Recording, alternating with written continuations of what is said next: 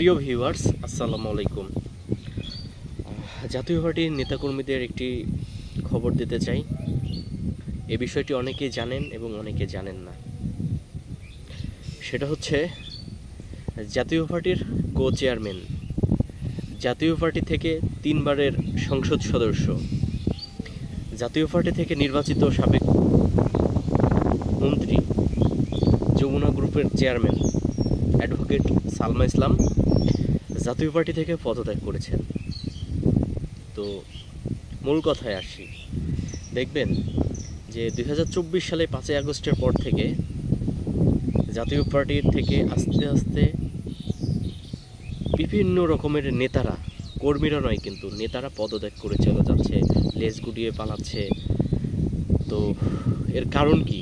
দেখবেন এই সালমা ইসলাম, উনি যমুনা গ্রুপের চেয়ারম্যান ছিলেন, প্রয়াত বাবুল চৌধুরীর সহধর্মিণী উনি। তো উনি 2014 সালে জাতীয় পার্টির থেকে নির্বাচিত সংসদ সদস্য, ঢাকা 1 আসন থেকে নির্বাচন করে উনি সংসদ সদস্য হয়েছিলেন এবং পরবর্তীতে উনি নারী ও শিশু মন্ত্রণালয়ের মন্ত্রী ছিলেন। তারপরে 2018 সালের নির্বাচনে উনি সংরক্ষিত নারী আসনের সংসদ সদস্য ছিলেন। তারপরে 2024 সালের জাতীয় সংসদ নির্বাচনের উনি সংরক্ষিত নারী আসন থেকে জাতীয় পার্টি থেকে আবার পুনরায় সংসদ সদস্য হন। উনি জাতীয় পার্টি থেকে অসংখ্য সুযোগ সুবিধা নিয়েছেন, অসংখ্য সম্মান পেয়েছেন এবং উনি সর্বশেষ 5ই আগস্টের পরে জাতীয় পার্টি থেকে পদত্যাগ করে চলে গেলেন। উনি জাতীয় পার্টিতে এসেছিলেন, উনি এরশাদ স্যারকে বলেছিলেন যে স্যার আপনি আমাকে দলে নিন, আমি যত রকমের জাতীয় পার্টির মিডিয়া কাভারেজ, মিডিয়া সাপোর্ট সব কিছু দেব। আমার যুগান্তর পত্রিকা, আমার যমুনা টেলিভিশন, এগুলো জাতীয় পার্টির কল্যাণে কাজ করবে, জাতীয় পার্টির পক্ষে কাজ করবে। কিন্তু ওনাকে দলে নেওয়ার পরে, উনি এমপি মন্ত্রী হওয়ার পরে জাতীয় পার্টির কোনো উল্লেখযোগ্য কোনো কর্মকাণ্ড উনি করেনি। জাতীয় পার্টির ওইভাবে কোনো রকমের প্রচারণা করেনি, যেটা এসএটিভি করেছে। কিন্তু জাতীয় পার্টি থেকে নির্বাচিত এমপি মন্ত্রীর দল, এমপি মন্ত্রীর চ্যানেল সেটা কখনোই প্রচারণা করেনি। এই সালমা ইসলাম কি করেছে?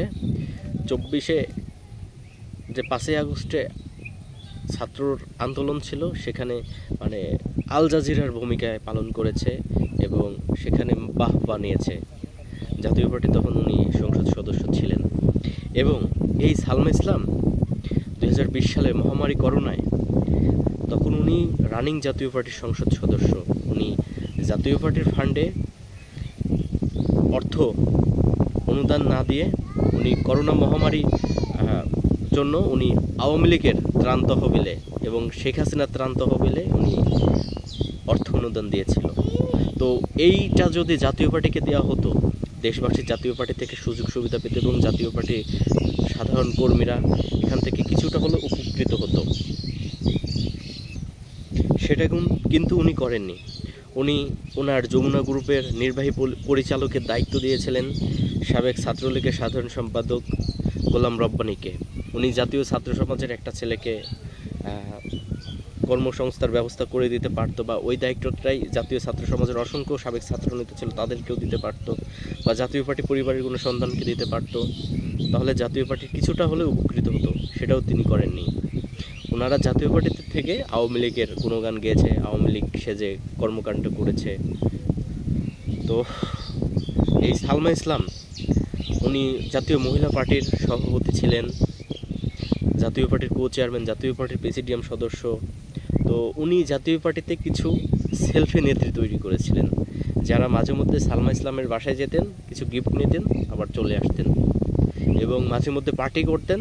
সেখানে কিছু নারী নেত্রীরা গিয়ে পেট পেলে আসতেন, তারপরে ওনাকে নিয়ে সেলফি তুলতেন, ওনার পক্ষে একটু সাফাই গাইতেন, এটাই কাজ ছিল। কিন্তু সালমা ইসলামের দ্বারা জাতীয় পার্টির কোনো রকমের কোনো উপকার হয়নি, সালমা ইসলামের দ্বারা জাতীয় পার্টির কোনো লাভ হয়নি, বরঞ্চ ক্ষতি হয়েছে। এই 5ই আগস্টের পরে সালমা ইসলামকে আর জাতীয় পার্টির কোনো কর্মকাণ্ডে দেখা যায়নি। এর জন্য দায়ী কে? এর জন্য দায়ী জাতীয় পার্টি নিজে, জাতীয় পার্টির নেতৃবৃন্দ নিজে, জাতীয় পার্টির চেয়ারম্যান দায়ী, জাতীয় পার্টির সাবেক প্রতিষ্ঠিত চেয়ারম্যান আমাদের নেতা ঈশ্বর স্যারও দায়ী এটার জন্য। কারণ স্যারের কাছে গিয়ে বললেই স্যার যাচাই বাছাই না করে এই সমস্ত আবল তাবল লোকদের পদ পদবি দিত, রাজনীতিতে অন্যরকম একটা ওনাকে প্রতিষ্ঠিত করে দিত। তো আজকে আমার দল হাহাকার অবস্থায় যাচ্ছে, দলের নেতাকর্মীদের কেউ খোঁজ খবর রাখে না। জাতীয় পার্টির নেতাকর্মীদের দেখলে জাতীয় পার্টির সাবেক এমপি মন্ত্রীরা পালায়, ফোন বন্ধ করে রাখে, ফোন রিসিভ করে না। আজকে যদি দলের সঠিক নেতৃত্ব ঠিক করা যেত, দলের আসল নিবেদিত প্রাণ নেতা ও কর্মীদের এমপি মন্ত্রী বানানো যেত, তাহলে আজকে এই দুর্ভোগ হতো না। তো সালমা ইসলামের মতো এমন নেত্রীদের ধিক্কার জানাই, ধিক্কার। ভবিষ্যতে যেন এমন আর কাউকে জাতীয় পার্টিতে আনা না হয়, জাতীয় পার্টিতে যেন এইরকম লোকজন আর সুযোগ সুবিধা না পায়। বর্তমানে যেই আধার রাত আছে এটা থাকবে না, অতি শীঘ্রই তা চলে যাবে, আবারও সেই সকাল আসবে, আলোকিত সকাল হবে, এই মেঘাচ্ছন্ন আকাশ থাকবে না। তো জাতীয় পার্টিরও সামনে সুদিন আসবে ইনশাল্লাহ। জাতীয় পার্টির নেতাকর্মীরা যেহেতু দীর্ঘ 35 বছর অপেক্ষার প্রহর গুনছে, আশায় বুক বেঁধেছে, ইনশাল্লাহ তাদের সেই আশা আবারও পূরণ হবে, এই সংকট কেটে যাবে। তো আমার এই ভিডিওটি যে যেখান থেকে দেখছেন সকলে দয়া করে বেশি বেশি করে শেয়ার করবেন এবং ফেসবুক পেজটি ফলো করবেন, পাশাপাশি ইউটিউব চ্যানেলটি সাবস্ক্রাইব করবেন। সকলে ভালো থাকবেন, সুস্থ থাকবেন। বাংলাদেশ জিন্দাবাদ, জাতীয় পার্টি জিন্দাবাদ, পল্লী বন্ধু এরশাদ অমর হোক।